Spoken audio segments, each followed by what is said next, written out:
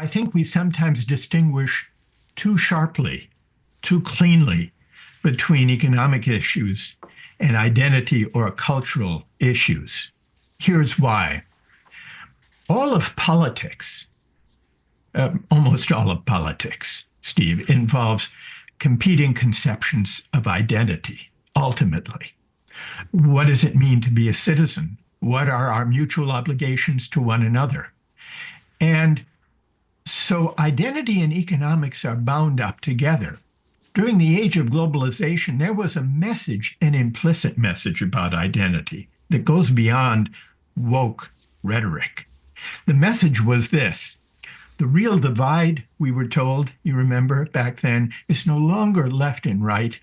It's between open and closed, which really meant if you're challenging financial deregulation and capital flows and hyperglobalization, you're kind of closed-minded. You're for closing us off from the world. It's on a par with parochialism at best and bigotry at worst, to be closed. Whereas open, you were for free capital flows, the free trade agreements, the deregulation, the rise of finance, and the rest. So even the debate about the economics of globalization carried with it implicitly this certain view of identity. National borders matter less. Patriotism, that's something that the right-wingers talk about.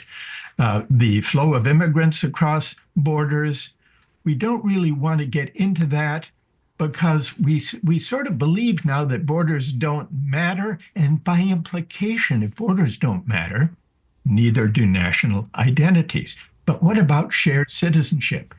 So here's where economics and identity are intertwined. They go together.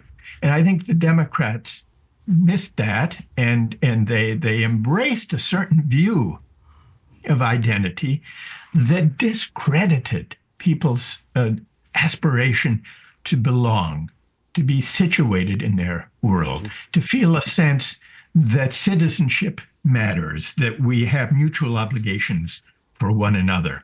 And so I think it was a mistake for Democrats to cede patriotism, sense of community to the right, rather than to reinterpret the meaning of patriotism, community, and solidarity to inform a progressive politics.